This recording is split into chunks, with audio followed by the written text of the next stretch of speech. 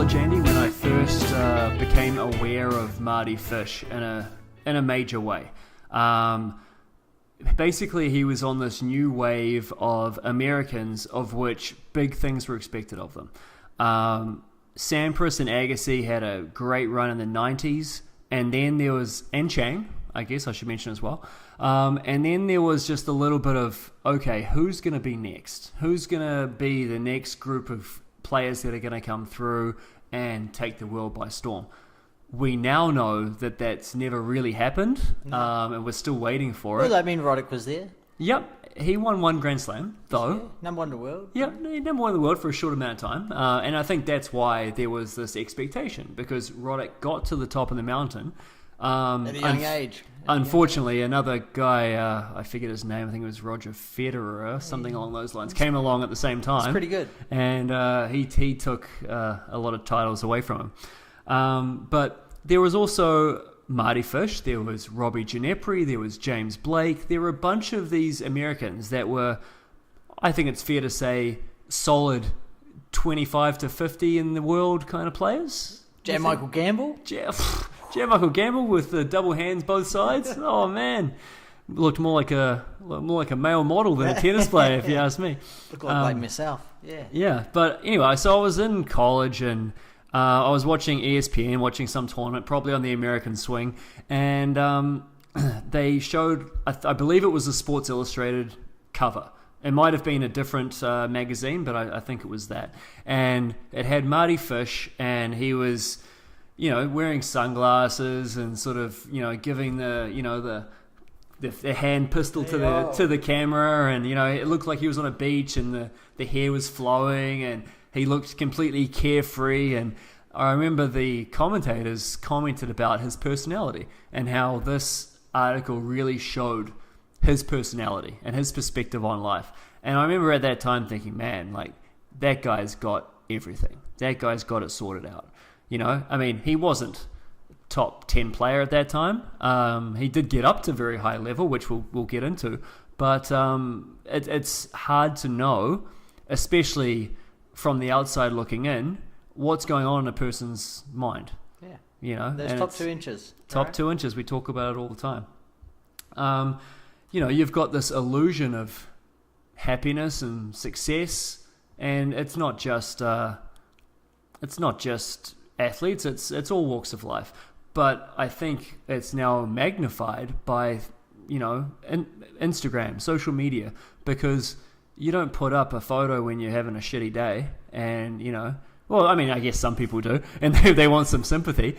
Most people, they'll take a picture when they're, at their best, when they're out doing something fun, and you're able to crop, that person out of the background that you don't want in there, and you're able to make it brighter to make it appear hotter than it actually is, or whatever. So you've got this very false sense of life. Yeah, exactly. So you're seeing these situations in life, and I think that's contributing to higher levels of mental illness today, because you're looking at people and you're seeing these things that are not entirely true. You're seeing a very specific snapshot of a moment in time, and you're scrubbing toilets in some crappy city, and you've got nothing going on in your life, and you're thinking, how do I get that? That's what I want. That's what I want, exactly. That's what I want. Living the dream. This all came to a head a little bit for Mardy Fish when he was playing the, I want to say 2012 US Open. And I'm gonna read his words out. Don't play. I am hours away from playing in the biggest tennis match of my life, the 4th round of the US Open, on Labor Day, on my dad's birthday, on Arthur Ashe, on CBS, against Roger Federer. The dream. The dream. He didn't say the dream. We're saying the dream. I am hours away from playing the greatest player of all time for a chance at my best ever result in my favorite tournament in the world. I am hours away from playing the match that you work for, that you sacrifice for an entire career. And I can't do it. I literally can't do it. It's early afternoon. I'm in the transportation car on my way to the courts, and I'm having an anxiety attack. Actually, I'm having several anxiety attacks. At first, one every 15 minutes or so, but pretty soon, every 10. My mind starts spiraling. I'm just freaking out. My wife is asking me, what can we do? What can we do? How can we make this better? And I tell her the truth. The only thing that makes me feel better right now is the idea of not playing this match. She hesitates and looks at me for a second to make sure I'm serious. I am serious. This isn't me thinking. This is me reacting, feeling, trying to survive. She answers plainly, well then, you shouldn't play. You don't have to play. Just don't play. I mean, like you said, he's about to play the biggest match of his life. Yeah. That would be my dream, right? Exactly. Anybody that grew up playing tennis, jumped out onto their driveway, hitting balls against the garage, and you're dreaming about, okay, I get a shot at, playing the US Open and playing one of my idols. And playing an idol, playing the guy who's number one in the world. I mean, his father's a tennis coach who taught him growing up. It's his birthday. It's on Labor Day, which is a public holiday. Yep. You're playing in the biggest stadium in tennis against the number one player in the world. And it's heart-wrenching. Right. Heart-wrenching. And, it's something that's uncontrollable, I mean, yeah, it's devastating to think about. And it's not just athletes that go through things like this. You could be in any profession and just all of a sudden, you might be a lawyer, you might be doing the biggest case of your life and driving up to the courthouse and you're thinking, oh my God, I can't do this. Yeah. And it's horrific to think about. Pressure just keeps building, doesn't it? Yeah. And then it's got to crack somehow. Mardy Fish is the son of a teaching professional, as you mentioned, and housewife, Tom and Sally Fish. They were born in Edina, Minnesota, which is an affluent suburb of Minneapolis. In 1984, a Minneapolis TV station ran a profile of Fish at the age of 2, hitting tennis balls from the baseline over the net. What a freak. They knew back then. Wow. They knew. So in 1986, at the age of 4, Fish's family moved to Vero Beach, Florida. I don't think that's a coincidence. I think they said, he's going to be a tennis player. Let's get him out there. Wow. He attended Vero Beach High School for 10th grade and then moved to Boca Prep in Boca Raton, Florida for his junior and senior years of high school. He, Andy Roddick, and Jesse Levine all attended Boca Prep International School. During 1999, he even lived with Roddick's family, and the two played on the same tennis and basketball teams. Wow. All three of them in school at the same time? All three of them in school at the same time. That is cool. That is really cool. As a junior, Mardy Fish compiled a 58-25 singles win-loss record in junior events, reaching as high as number 14 in the world in 1999. That's pretty damn impressive. Yeah, very much so. Considering I made about 500 in singles, so I'm pretty impressed that he got to number 14. Jeez. 14. So he never went to college? That is a good question. I don't think he did. I think right after high school, he went straight into playing challenges and future events. His career improved significantly in 2003 when he won his first ATP singles title and reached the biggest final of his career in Cincinnati.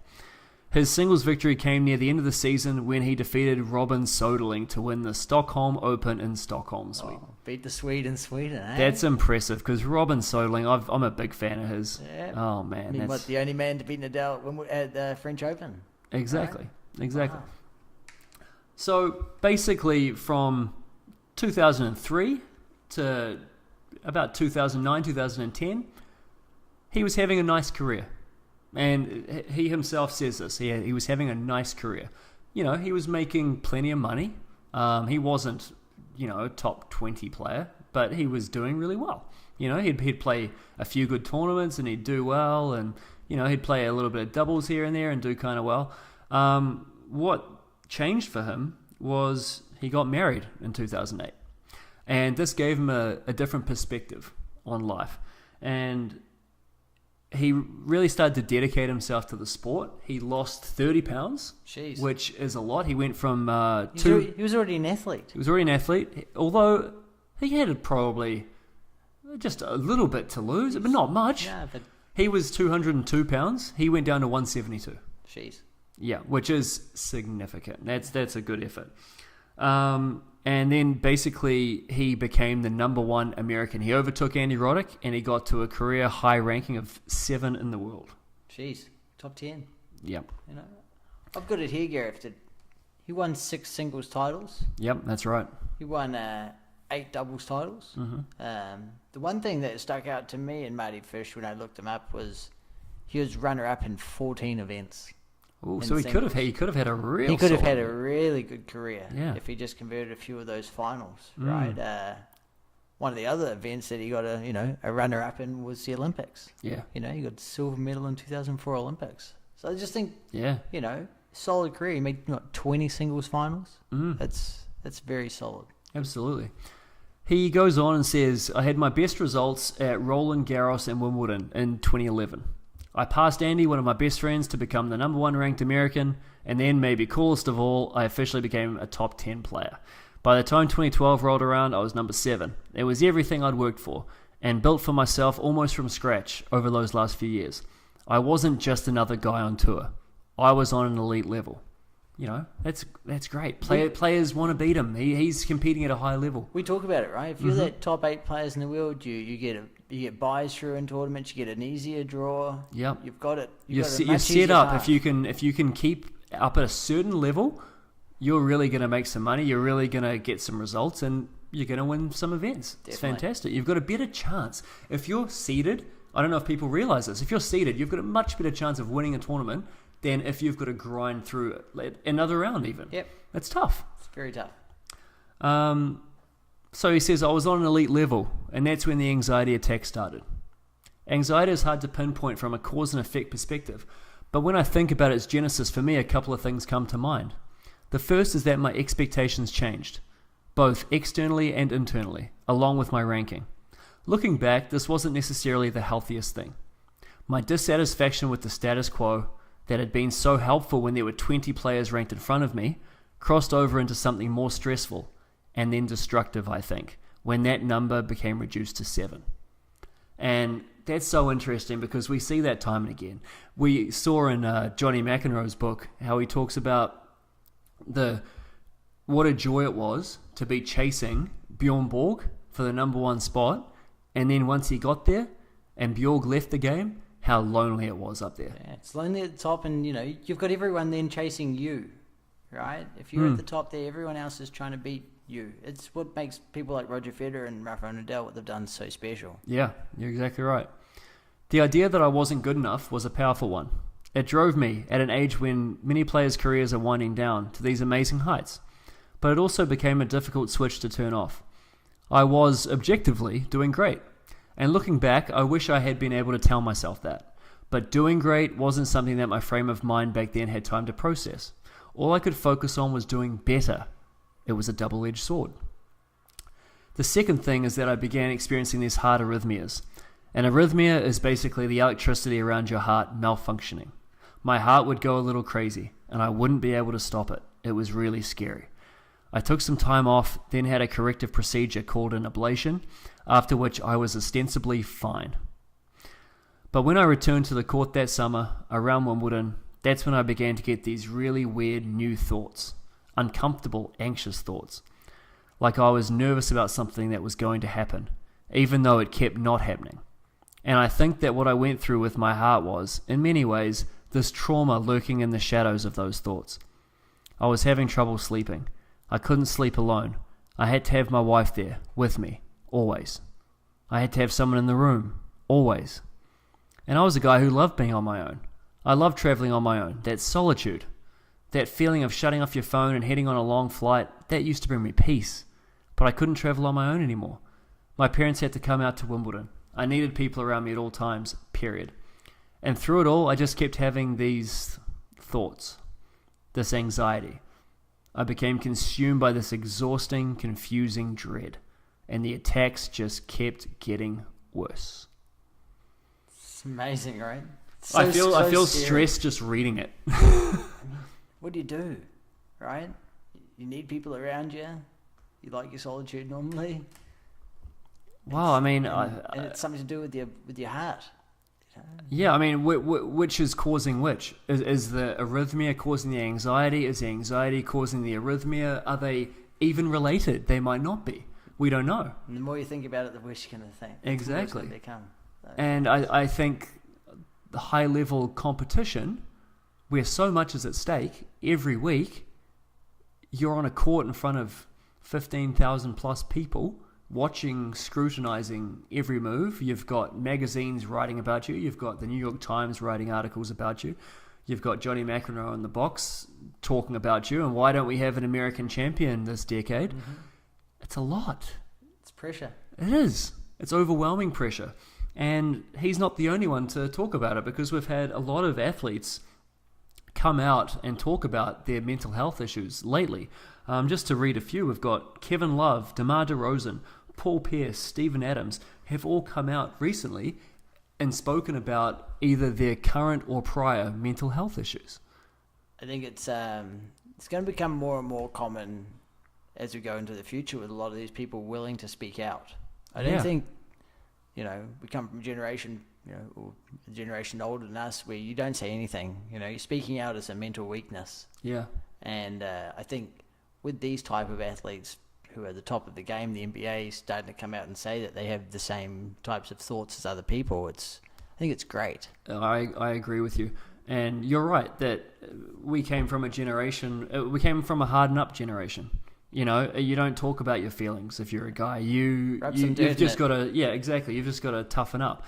And what changed for me is, and for, Canadian and American viewers, you might not know who John Kirwan is, but he's a New Zealand rugby icon. And he came out speaking about his depression.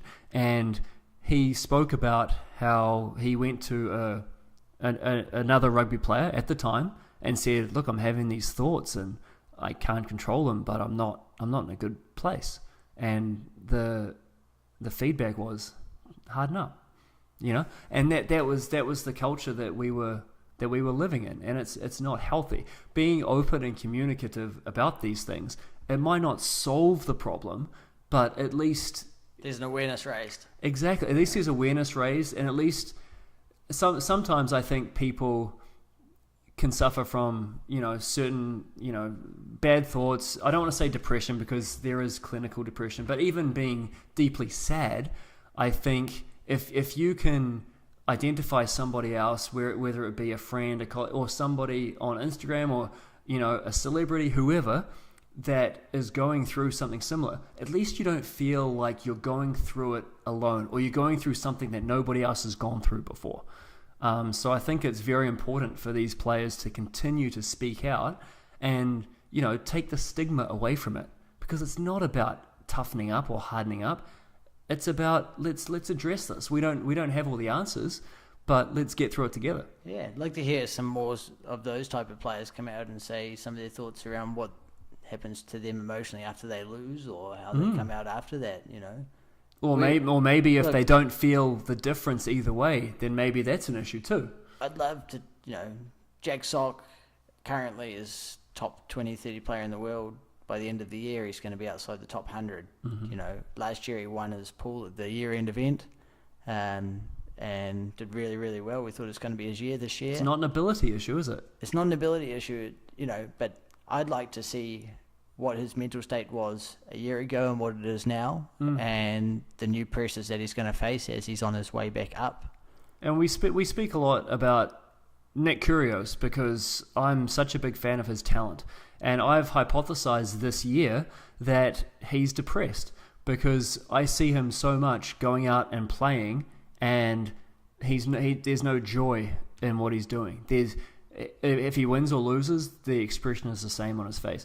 The happiest I've seen him this year is at the Laver Cup, where he's in a team environment, not an individual sport, and he's able to pretend like he's a basketball player. He's wearing his Bulls shirt, and he's able to go out there and actually find joy in this sport, because he's not finding it elsewhere. And I think being away from your family and traveling, it's an issue. Anyway, let's get back to Mardy. So, and this brings it more back to Mardy Fish. We say that's tough, but Mardy Fish is someone who says that he enjoyed that solitude. Yes. Right? So even the people who enjoy being by themselves, sometimes they may have these type of problems as well, but because they're so used to being by themselves, it may be harder to speak out, right? Absolutely. Okay, so ironically, at this point, I wasn't experiencing any problems on court. I was still having results. 4th round at Wimbledon, quarters in Canada and Cincinnati. I was still playing well. It was only away from the court that this problem existed and compounded, that these thoughts kept creeping in, and they were becoming more and more frequent, from once or twice a day to a handful of times a day, to eventually, when it got really bad by the end of the summer, every 10 to 15 minutes. Anxious, overwhelming attacks of thought. When I'm back at the hotel, I'm Googling anxiety disorder, panic disorder, depression, mental health, but really I knew nothing about any of it. I didn't know what to do. I just had no idea. I mean, and that brings up the whole thing of support. I mean, like if you roll your ankle, you can go see a physio. If you've got depressive or, mental health thoughts, is there anyone you can go see on the tour? And how many people do you want to tell? Exactly. Yeah. At least I told myself it wasn't happening on the court. And then it happened on the court. It was at the 2012 US Open. At the end of that summer, I had to play a night match in the 3rd round against Gilles Simon. A higher seed than me, but I was playing better than my seed. I felt good about my chances. It's a great position to be in. Night matches at the Open are reserved for the best pairings, but also for favourite players, the players people want to watch. And I was one of them. After years and years of being on the outside of that looking in, now I was a part of it. I wasn't playing in someone else's match. It was nighttime at the US Open, and I was playing in the Mardy Fish match. That's so cool. That was special, but it was also stressful. The match was up and down, really emotional. I was on edge the whole time, fist pumping, throwing my racket, and feeling anxious. I was anxiety ridden, and I'll never forget when it happened. The first and only anxiety attack I would have on a tennis court. I was up 2-1, and we were at 3-2 in the 4th. Out of the corner of my eye, I looked at the clock. It said 1:15 a.m. And that, for whatever reason, was enough. That was my trigger. My mind started spiraling downward in this snowball of thoughts. 1:15, oh my gosh, it's so late. I'm going to feel terrible tomorrow. We're going to play this long match, and I'm going to have to go do press after, and then I'm going to have to stretch and eat. I'm going to feel bad about that. And it just kept spiraling and spiraling where I couldn't control it. I had no idea what was going on tennis-wise. No idea. I don't remember a thing. Somehow I ended up winning the next 3 games and the set and the match, but I don't remember it at all. All I remember is the post-match interview. Justin Gimelstob was interviewing me, and he's a good friend of mine. I remember looking at him before it started, telling him with this incredible urgency, please hurry. Justin had no idea what I was talking about, but I just kept telling him, please hurry, please hurry. I had to leave. I had to get off the court. Once it happened to me on court, I knew nothing would be the same again. Then 2 days later, it all came to a head. You want to soak that in, right? Yeah. Most people, if you win that match at the night time, US Open, home player, beating a higher seed, you want to spend the rest of the night out there soaking it in. The last thing you want to do is normally get off. That's a scary thought. Yep.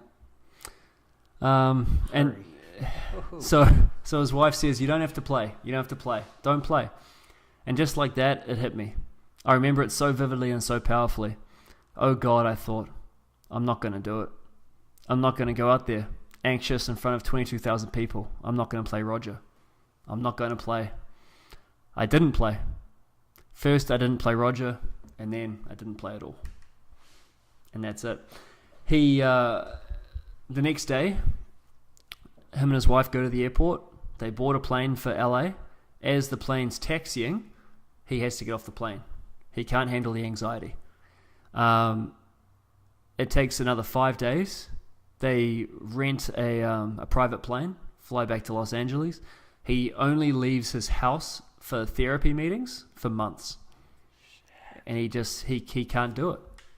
And it's terrible. I mean, this is a player at the height of his abilities, with this golden opportunity, and it's gone. It's gone forever. Wow. Sad. And that was the end. That was the end. He came back and played, I believe, the 2015 US Open, so 3 years later. That's right. And he won his first round match and then lost his second round match, I believe, to Feliciano Lopez, but I could be mistaken on that. I think he lost in 5 to Lopez. See, the only thing, Gareth, for me, if you tell me the name Mardy Fish, all I think about is ankle socks. Mardy Fish is the only one. Not that we're saying that causes the anxiety. No, well, maybe, it's an outlier, He's Maybe. one of the few athletes, or I should say tennis players, because male tennis players. ankle socks are very frowned upon, especially in our age category. Yes. A few young ones wear them now, and they can I guess do what they want. How many male tennis players do you see wearing ankle socks? Very few. Yeah, I think it's just Mardy Fish. He Michael he Venus, pioneered it. Michael Venus from New Zealand. He wears ankle socks. Doubles player. I have got a quote here about Mardy Fish wearing ankle socks. Okay. So, he says, I usually play a lot of golf at home. When you wear shorts with long socks, it doesn't look good. So I wear short socks when I play golf. So that translated to practicing tennis with them, just practice, and I'd wear the regular ones during a match. I felt slower with longer socks for some reason. So I can't go back to wearing longer socks because I feel much quicker. Now, all right, matey. Yeah. But look, athletes are weird, man. Like, you know what? If that's your thing, I'll that's give it fine. to you. Yeah, but Yep. That to me is what I think about Mardy Fish, ankle socks. But now, Yep. definitely something else to think about. Absolutely. It's been fantastic to see him the last, I think, 18 months to 2 years as an ESPN analyst, especially at the US Open. It's fantastic to see him back in the sport, at least in some capacity. That's right. Especially after this happened, obviously, and, Surrounding tennis. Exactly. Right? Some people wouldn't want to go back to that place or the scene of the crime or whatever you want to call it, but that was where it all happened. Yeah. So obviously we're both fans of Mardy, so we wish him all the best, and hopefully he stays in the sport in whatever capacity he chooses to, because he's earned that. 100%. Yep. All right. Well, let's wrap it up there. Let's see. You can find us on iTunes and Stitcher. If you want us to discuss a certain topic or even do a bio of any particular tennis player, preferably tennis player, not just some random. Not some random. Please reach out on YouTube, Instagram, and Twitter. We are Two Guys Talk Tennis. I'm Gareth. That's Andy. If you like the cut of our jib, please subscribe, rate, and share. Tell somebody about us. Let them know about us. Send them an email. Tweet at them. Send them a text. I don't know how you communicate. Whatever you do. DM. Snap it. Snap it. Snapchat them. Later, everybody. Bye.